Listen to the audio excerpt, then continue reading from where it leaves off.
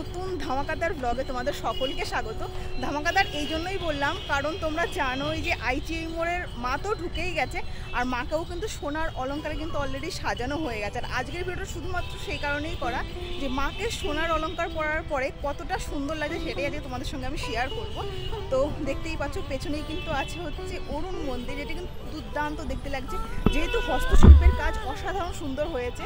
দেখে নাও, অপূর্ব সুন্দর লাগছে। বাইরে থেকে এক ঝলক তোমাদের আমি দেখিয়ে দেবো, আর সব থেকে মেন যেটা দেখাবো আমি মাকে। তো চলো দেখতে থাকবো।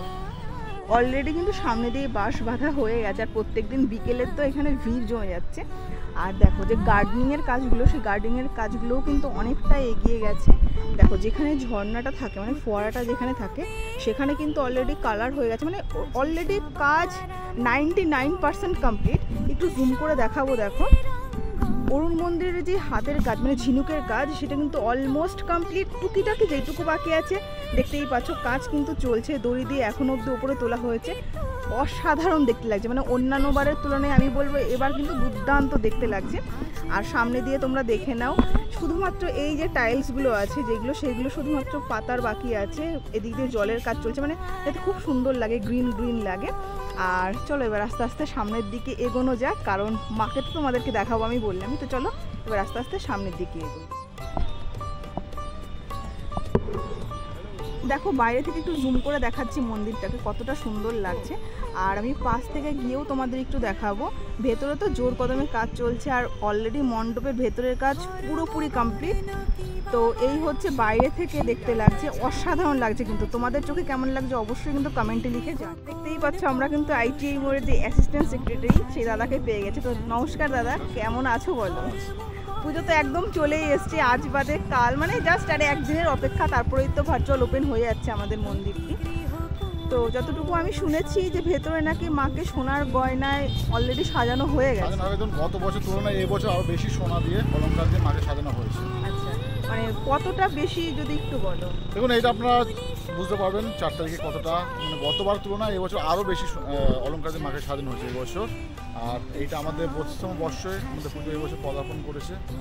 তো গত বছর আমরা যে সিস্টেমে প্রত্যেকটা দর্শনার্থীকে আমরা সুযোগ সুবিধা করে দিয়েছি, তারা মণ্ডপ এবং প্রতিমা দেখার জন্য, ঠিক এই বছর ঠিক সেম সিস্টেম আমরা রেখেছি সাথে।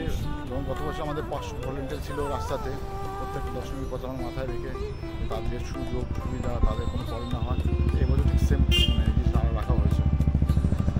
আর বলছি যে আমরা তো সকলেই জানি যে মহালয়ার দিন ভার্চুয়াল ওপেন, তুমি যদি একটু ক্লিয়ারলি বলে দাও, কারণ মহালয়ার থেকেই কিন্তু দর্শনার্থীর ভিড় জমে যায়, মানে সকলের জন্য কবে খুলছে প্যান্ডেল? দেখুন দ্বিতীয় দিন আমাদের মণ্ডপ, অর্থাৎ 4 তারিখ আমাদের মণ্ডপ ওপেন হবে সবার জন্য।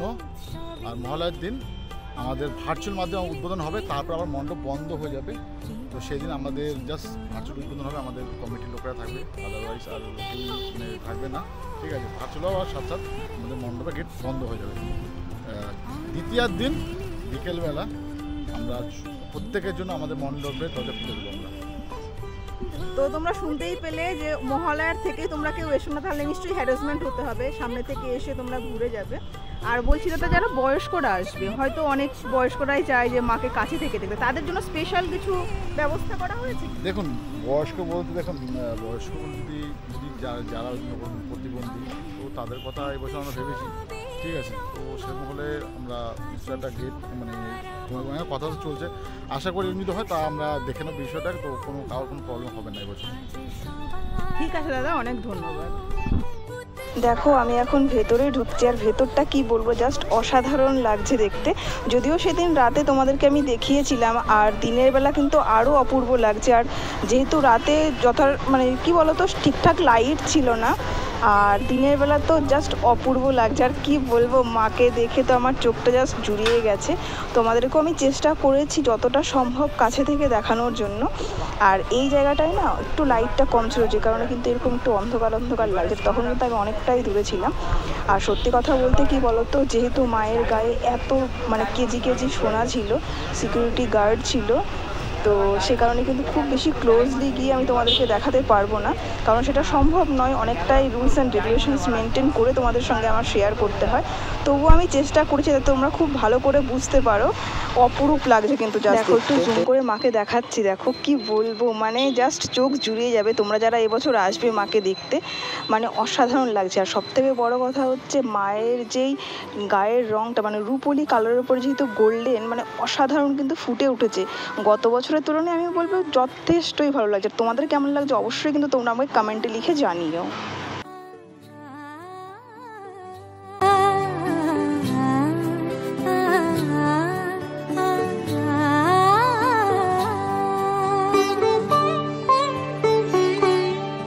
উৎসবের অঙ্গনে আজ সবার আমন্ত্রণ, উৎসবের অঙ্গনে আজ সবার আমন্ত্রণ, উৎসবের শোভালোকে আজ আলোকিত মন, উৎসবের শোভালোকে আজ আলোকিত মন।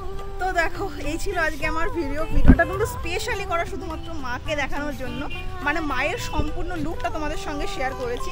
কেমন লাগলো অবশ্যই তোমরা কমেন্টে লিখে জানিও, কারণ আমার তো অসাধারণ লাগলো দেখতে মাকে। আর এই হচ্ছে দেখো সাইড থেকে যদি দেখা, এই হচ্ছে প্যান্ডেলটা বেশ হাইটের হয়েছে, দুর্দান্ত কিন্তু দেখতে লাগছে।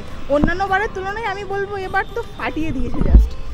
তো তোমরা কিন্তু অবশ্যই কমেন্ট লিখে জানাও যে তোমাদের কেমন লাগলো এই ভিডিওটা। যদিও খুব ছোট্ট ভিডিওটা করেছি, কারণ মেন আমার মোটিভ ছিল শুধুমাত্র মাকে দেখাবো, এরপরে তো সম্পূর্ণটা তোমাদের সঙ্গে শেয়ার করবো ড্রোন শটের মাধ্যমে। তো আজকের ভিডিও জাস্ট এইটুকুই রাখছি। কেমন লাগলো অবশ্যই জানিও, মাকে তোমাদের কেমন লাগছে কমেন্টে কিন্তু লিখতে একদম ভুলো না। আর যদি চ্যানেলে নতুন হয়ে থাকলে অবশ্যই চ্যানেলটাকে সাবস্ক্রাইব করে চ্যানেলের সঙ্গে জুড়ে থেকো এরকম নতুন নতুন আরও অনেক ভিডিও পেতে। তো চলো আজকের মতো বেশ এইটুকুই, সবাই ভালো থেকো, সুস্থ থেকো, খুব তাড়াতাড়ি দেখা হচ্ছে, টাটা।